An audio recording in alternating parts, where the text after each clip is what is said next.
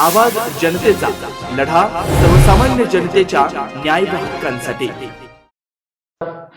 आज आपल्या गावासाठी अभिमानाची गोष्ट म्हणजे एका सर्वसामान्य कुटुंबातील एक तरुण आज सैन्य दलात दाखल झालाय आणि ही त्याची कामगिरी म्हणजे खरोखर कौतुकास्पद आहेच, मात्र आपल्या तरुणांसाठी अभिमानास्पदही तितकीच आहे।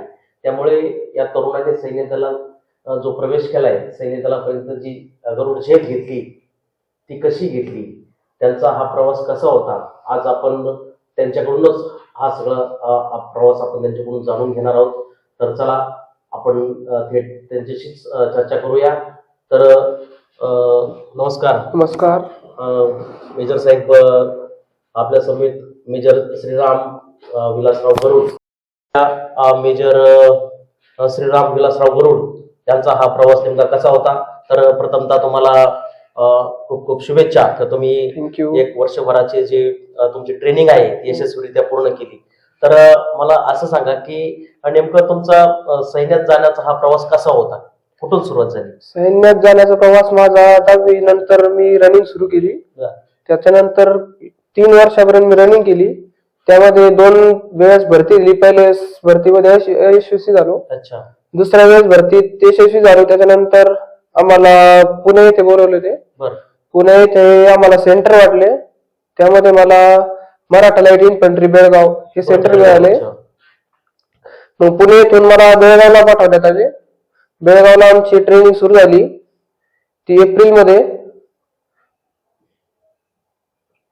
अच्छा, एप्रिल मध्ये ट्रेनिंग सुरू झाली आणि ती आता तुमची आता डिसेंबर मध्ये ट्रेनिंग सुरू। म्हणजे नेमकं तुम्हाला ही प्रेरणा का, सैन्य दलातच का तुम्ही का निवडलं सैन्यच का?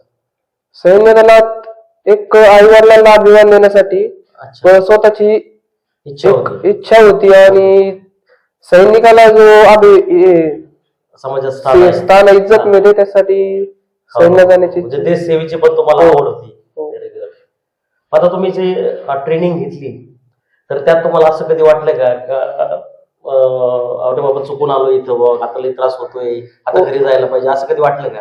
हो, आर्मीची ट्रेनिंग घेण्यामध्ये हाडासतरच कधी कधी अशी स्टेज होती अशी का त्यावेळेस तुम्हाला असं वाटलं? जेव्हा ऍडव्हान्स ट्रेनिंग सुरू होते, ऍडव्हान्स ट्रेनिंग मध्ये 10 हप्त्याची तिथे बेसिक ट्रेनिंग राहते, त्याच्यानंतर टेस्ट राहतात, त्यानंतर ऍडव्हान्स ट्रेनिंग सुरू होते। मग त्यामध्ये कधी कधी जास्त लोड आल्यानंतर असं वाटायचं की आपण दुसऱ्या क्षेत्रात गेलो असतो चांगलं झालं असतं, कधी कधी वाटायचं। पण त्यावेळेस आई वडिलांचे कोणते शब्द आठवायचे तुम्हाला? वडिलांनी पहिले सांगितले होते की तू जातोय पण परत पूर्ण ट्रेनिंग झाल्याशिवाय परत आलंच नाही पाहिजे। अरे व्हेरी गुड। हो, काही झालं तरी ट्रेनिंग पूर्ण करूनच यायचं। आईची आठवण यायची? हो, रविवारी तसा मोबाईल मिळायचा, मोबाईल अलाउड नव्हता बाकी टाइम, रविवारी मग घरी बोलणं व्हायचं, आईची आठवण यायची। हो, रविवारी मग बोलणं व्हायचं, त्याच्यामुळे जरा। आजोबांची तुम्हाला शिकवण का मिळाली? हो, सेवानिवृत्त शिक्षक बाळकृष्ण गरुड, हो, त्यांनी जेव्हा माझं मनस्थिती खालवायची तेव्हा ते सपोर्ट द्यायचे की होईल, त्रास होईल पण कम्प्लीट होईल ट्रेनिंग। अच्छा, ते आधार देत गेले पदोपदी आणि त्यानंतर तुम्ही तुमची जी ट्रेनिंग आहे ती पूर्ण करू शकलात तुम्ही। अच्छा, मग आता तुमचं ट्रेनिंग पूर्ण झाले, तुमचा सैन्य दलातली जी आहे ती शपथ पण दिली गेली। हो, शपथ 3 डिसेंबरला शपथ दिली। आता गावात आलात तुम्ही, गावात सत्कार चालू आहे, अभिनंदनाचा वर्षाव चालू आहे, कसं वाटतं तुम्हाला आता? खूप अभिमानास्पद वाटतं की एवढ्या वर्षानंतर ज्यांनी कधी बोलत सुद्धा नाही त्यांनी सुद्धा इज्जत दिली, चांगलं वाटतं। अच्छा, आणि विशेष म्हणजे आपल्या उमरे गावाला सैन्य दलाची मोठी परंपरा आहे। हो, आणि तुमच्या माध्यमातून ही पुढे सुरू राहते, तर याच्यातून एक जबाबदारीची जाणीव पण वाटते का? हो, बरोबर। एक भारत देशासाठी काहीतरी करण्याची इच्छा तरुण पिढीमध्ये असावी। अच्छा, मग तरुणांना काय मार्गदर्शन करतो तुम्ही का? जे आता काय होतंय का बाकीकडं नोकऱ्यांचे प्रयत्न सुरूच असतात, परंतु सैन्य दल म्हटलं का थोडं घरचे पण जरा निगेटिव्ह वाटतात, नको बाबा आपला मुलगा आहे आणि तिथं कसं पाठवायचं, त्यापेक्षा आपला क्लिनिकलला असेल, वेगळ्या क्षेत्रात असेल तर त्या ठिकाणी पाठवलेलं त्यांचं प्राधान्य असतं।